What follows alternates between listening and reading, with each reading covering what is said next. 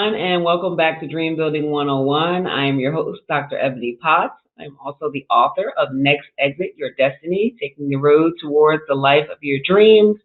And as a part of my book release, we have this blog here where we talk to individuals from all different walks of life who are walking their path to fulfillment, and hopefully they can inspire you to do the same. So today, I have the pleasure of speaking with a young lady by the name of Miss Angel Strickland. I met Miss Strickland quite some time ago in Georgia at church, and I have had the pleasure of watching her path unfold, and I'll let her introduce herself. But again, hello, Miss Strickland. How are you today? I'm good, Dr. Ebony. So again, my name is Angel Strickland. I'm originally from North Myrtle Beach, South Carolina, lived in Atlanta for 27 years, brief stint in Philly. Now I'm currently here in New York City, been here about 2 years now. And currently, I am the branch installation manager for Home Depot Installation Services. And in that role, I support 72 stores in all of the 5 boroughs, Nassau and Suffolk. I have a few stores in Westchester County, 2 stores in Connecticut, and currently 25 stores in the New Jersey market. So what I'm responsible for is just overseeing our multi-million-dollar businesses in regards to windows and doors installation, residential installation for our customers. And I support a staff of, I think it's 13. Yep, 13 associates. And just like you said, it has definitely been a journey, but it's been so rewarding for me. And I would not take a minute back of how I got to where I am. So thank you for having me. Thank you. And also you definitely are showing off the fact that you are a new grandma, because I see you with your little toy hammer. Look, I always have to have a piece of Home Depot with me everywhere I go. This is just my little Home Depot hammer. Oh, okay, gotcha. All right. So, what was your career path once you graduated from high school? How did you end up where you are now? Wow, what a journey it has been. So after I graduated from high school, I attended Spelman College, and where I majored in mathematics. So during my senior year, and for personal reasons, because everybody does have personal reasons sometimes for making a shift in, their careers, I decided to transfer to Southern Polytechnic State University, which is now Kennesaw State University. And a lot of things happened in that year, 1998, got married, got my first career job at Enterprise Rent-A-Car. I was there in rental, and I was actually there for 6 months. Then I decided to go into the corporate realm. So I became a risk management specialist, and there I resided for the rest of my 11-year career. After that career, I decided to sell insurance. So I had some stints at State Farm, Allstate, enjoyed it. I kind of wanted to take my sales game up a notch. So after I stopped selling insurance, I started at the mattress firm. So I started at the mattress firm. That was 2011. I became a store manager there, learned a lot about connecting with customers, their needs, learning how to be engaged with them by learning the products.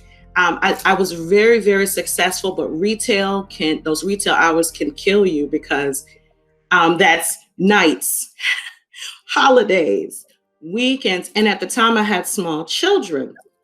Well, small enough that they still needed their mother. They were probably preteen. I did have, my daughter was quite young then too. So I made a decision in 2013. I made a decision that I was going to let the retail thing go, because I wanted to really spend more time with my kids, and I wanted to be able to vacation with them and stuff. So I had a friend who worked with me at Enterprise, no doubt, but we kept in touch. And that's why it's very, very important to stay in touch with people that have come along in your career. She said to me, Angel, well, you can come and work with us at the Home Depot. She says, I know the recruiters, Sick of sitting at your job, daydreaming about the life that you would have if you'd won that big jackpot? Do you want to design a life for yourself that you don't need to take a vacation from? Do you have a vision for your life that you just don't know how to make a reality? Next Exit Your Destiny is a witty, comical, yet straightforward guide that gives you common sense, easy to follow steps to make the life you dream of the life that you live. Get off of Unfulfilled Street, Unhappy Way, and Sunday Night Blues Boulevard and take the next exit towards your destiny today.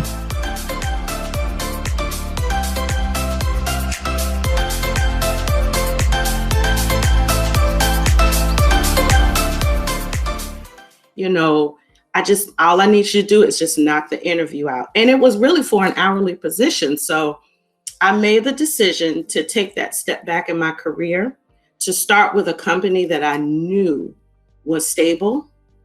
There was a name behind it. There's a definite brand. And I decided right then and there in 2013 that I think I'm gonna enjoy working here. So in 2013, that was December the 9th, I joined the Home Depot in the services division. And what I did was I scheduled installations for the same branch that I now run. So I started out as an hourly associate, did that about a year and 8 months.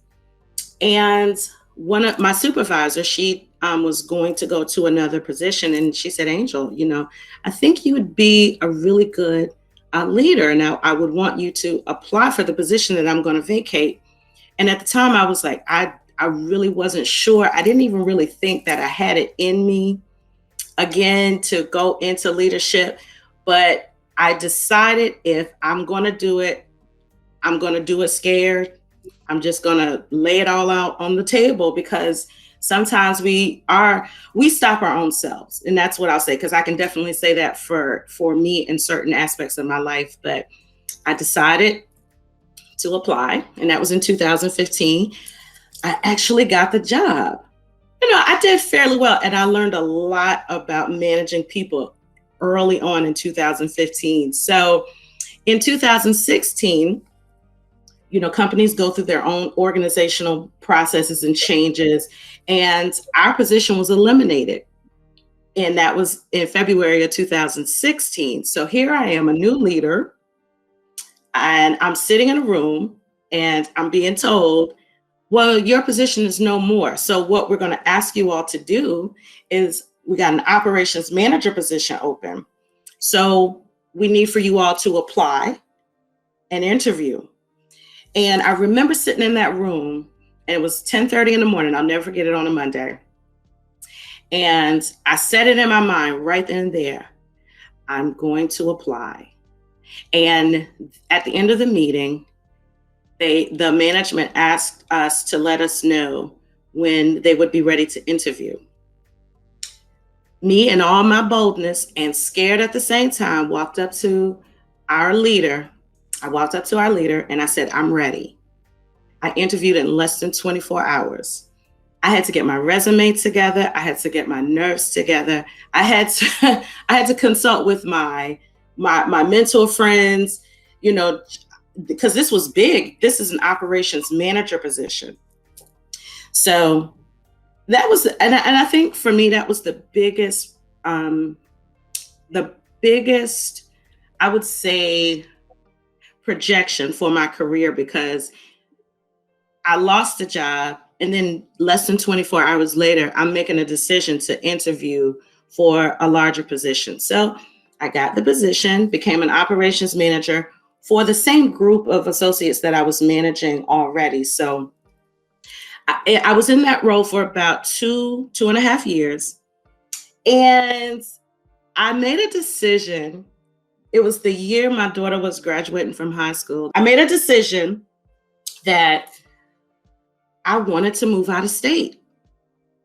My kids were all adults. She was graduating from high school. And I made a decision that I had been in Atlanta for 27 years and it was time for me to make a career move. And then 5 months into my career, again, there was a reorg with the Home Depot. That position got eliminated. So here I am. I just left Atlanta 27 years prior. I'm in Philadelphia. I'm about to be separated from the company again. And I spent the next couple of months trying to figure out where I was going to take my life at that point, where I was going to take my career. And he has such a way to just show you paths, even when you're scared. And another position came open in New York. And it was actually the branch installation manager position for the same branch that I supported in Atlanta. So I knew a lot of the staff there, and they were all supportive, and they were sending in their letters of recommendation. And like I said, God works things out. I actually interviewed with the same manager that I was able to teach operations to when he would visit Atlanta. So it all kind of just gelled together. And here I sit today as a branch installation manager with the Home Depot with 7 salaried leaders as direct reports and 4 hourly associates. So that's it. What would you say was the most challenging thing that you faced along that path, and how did you overcome it? The biggest one that I faced for me was the concept of imposter syndrome. And I know it's a tagline, people have heard it, they really don't delve into it. But that imposter syndrome came about when I actually took this role. So this is a construction role, and I'm overseeing construction projects. I'm overseeing salaried male leaders, because it is still a male-dominated society. So one of my biggest challenges was being able to connect and relate to people on my team that were subject matter experts in installation. I didn't know I didn't know enough about installation. I didn't know how to install windows. I don't know how to install doors. And my biggest challenge, like I said, was to be able to relate to them and be able to share with them the knowledge that I have in regards to operations and leadership. And then at the same time, gain their trust so that they were able to show me the ropes and take me on ride-alongs and learn the actual construction business. So that was one of my biggest challenges, was number one, using the fact that sometimes I didn't even think I belonged because of it being a male-dominated society, but then trying at the same time to relate to a team when I'm doing everything scared, going into something not knowing what the field is, but knowing that I had something to share. Why don't you explain imposter syndrome for those who may be listening, because we may have some young folks out there, we may have some older folks out there who don't really know what that means. Why don't you break that down for us? Yeah, and I will. And it's a simple concept without even going into a lot of detail. It's feeling like you don't belong in an organization or in a situation. And it's very real, even though you're intelligent, you know how to read, you know how to count, you know how to conduct yourself in a public setting. But that feeling inside was, for me, was, do I really belong here? And again, you're thinking that people can see that you don't know what you're doing. You feel it. You feel like someone's gonna point you out and say, she doesn't know what she's doing. But in essence, I did know. But sometimes with that fear comes the piece where we don't feel like we belong, and we feel like someone's gonna say, yep, she's a fake, she's an imposter. I knew it. It is a very real concept, but what I will definitely say to everybody is this. When you're feeling like you don't belong in the most uncomfortable situations that you're in, remember that you got selected in the beginning. I think that that's very real. Anytime anyone makes a jump and you go to the next level, I think that we all suffer from that to varying degrees. When I Right. first was in principal, I remember sitting in my desk like, am I supposed to, am I ready for this? Right. And I literally had to have to talk to myself like, okay, God put me here, so I'm ready Mhm. for it. And everyone has to start somewhere. I'm going to learn what I need to learn. I'm going to figure out how to, do what I need to do. And if I'm not ready today, I'll be one day more ready tomorrow. And I'll be even more ready by Friday. And give me 2 weeks and you ain't going to be able to tell me nothing. You got to Right. tell yourself that, because Right. everybody has to start from somewhere. And when you make a jump, the people that selected you, just like you said, see in you what you may not see in yourself. They see that you have the ability you have enough knowledge to pick up the rest that you need to know. Right. And you tell yourself that. Right. Yeah. What do you love about what you do, and what do you feel like is the most challenging aspect of what you do?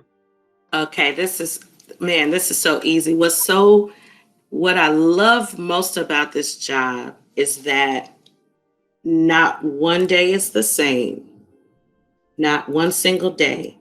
And every day I'm learning something. If I'm not learning about a product, a window, or a door, I'm learning about logistics and supply chain.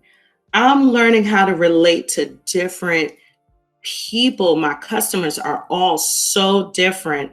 And I enjoy the fact that I have enough emotional intelligence within me to connect to different customers and to try to satisfy their needs. And so that's the best thing about my job. I learn something every day. And the other thing that I really do enjoy about this job is that I am able to connect with customers when some of my counterparts cannot. And sometimes it puts a little bit of a load on my plate, but I feel better when I'm able really and truly to genuinely help. So what would you say is the most challenging aspect of what you do?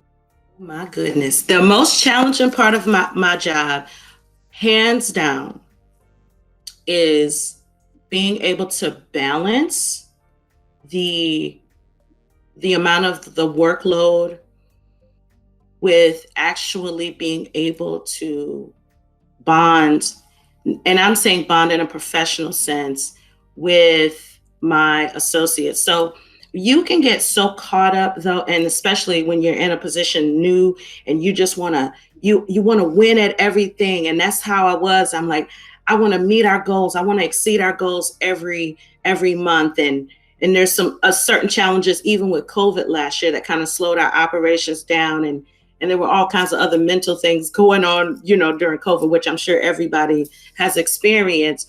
But the most challenging thing for me is to be able to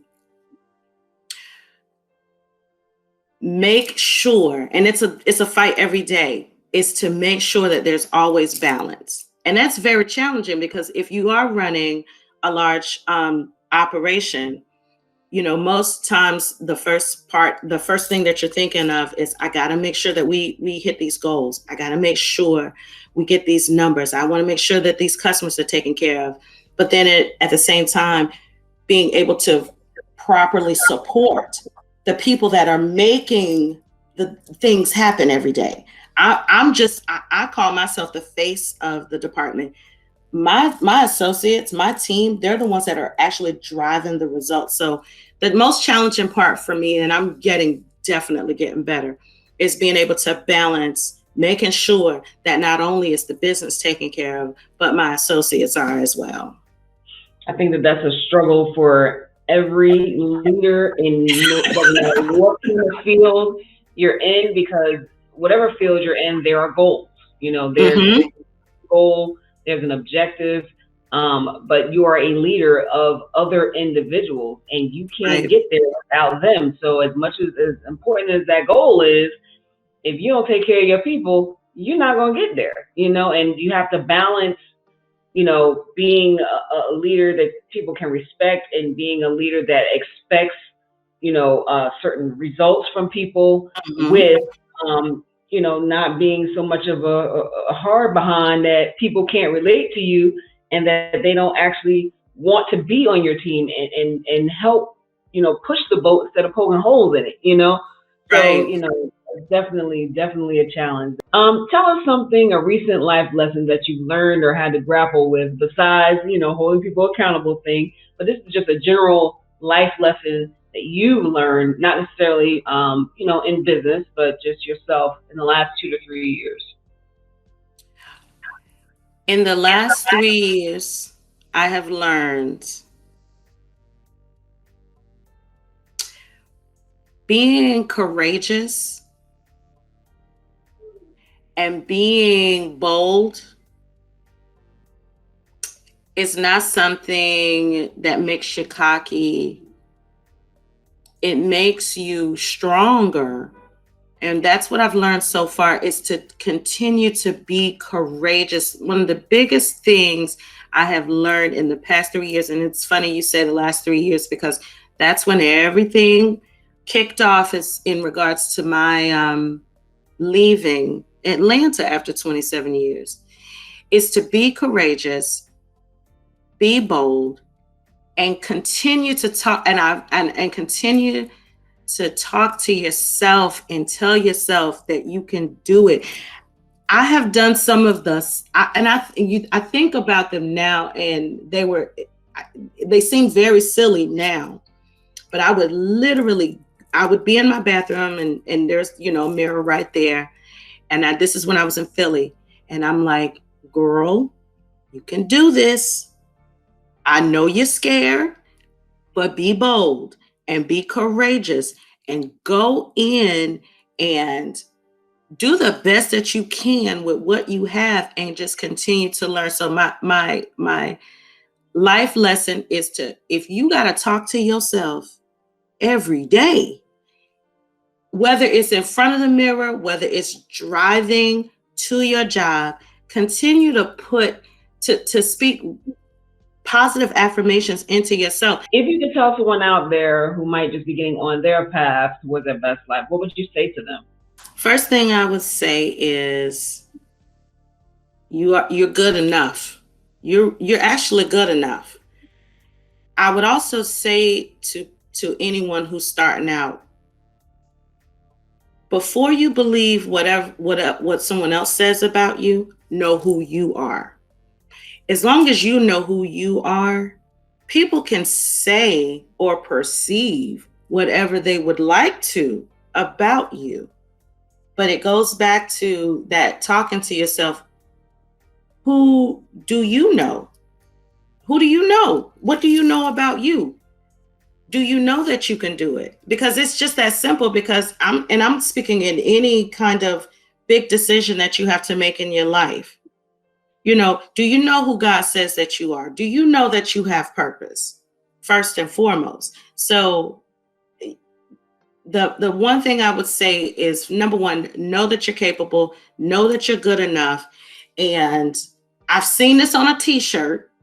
I've seen it several times now, but I have taken this on. Do it scared, because that's where the growth is. Anything else you want to add, or any questions for me? If I just, like I said, just in thinking about my journey, really in like the past 3 years, again, it doesn't matter where you are right this minute. Doesn't matter, because you're where you're supposed to be. No matter what you think, you're where you're supposed to be. I make a conscious decision every day to keep moving. It is not something that is going to come easy for anything that matters. This is going to be constant work. It's going to be constant prayer. It's going to be constant reaching out sometimes to your mentors. whether they're inside your company or outside your company, because you can have several. This is a daily journey. And the minute that you get comfortable is the minute a shift could happen, and it might be something that you're not expecting. Just keep pushing. Do not get comfortable, because there's something for you to learn every day. So where can anyone who is watching get in contact with you? Do you have an email address or web address or any of that anyone who's watching that wants to reach out to you? Oh, well, that's easy. I'm definitely very, very active on LinkedIn. Very active on LinkedIn. I'm easy to search. You can search me by my name, Angel Strickland. There's no aliases of any sort. All first name, last name, Angel Strickland. That's where you can definitely reach me the most. And I have learned so much being on LinkedIn. At first, I didn't take it seriously, but that is actually like my best form of contact is LinkedIn. And I don't know how to, find that web address, but just search my name and you will find me, and you'll find a lot of different information that you could use as well. But that's really the best way to contact me. Awesome. So I appreciate you so much for spending time with us today, ma'am. You dropped so many gems and life lessons, and I'm sure that will definitely benefit those who are watching. So thank you again on their behalf. Thank you, Dr. Ebony. I appreciate you. So those of you that are watching, don't forget to hit like, share, and subscribe so that you can go ahead and make sure that you don't miss any of our videos where we have individuals that are inspirational and talking to you and giving you some information to help you to get on your path. And don't forget to pick up your copy of Next Exit, Your Destiny, Taking the Road Towards the Life of Your Dreams. You can find that book on Amazon. You can also find it on barnesandnoble.com online. And you can also find it at my website, www.nextexityourdestiny.com. Thanks again, everyone. Thank you again, Ms. Strickland. Thank you. All right. Bye-bye, everybody. Have a great day.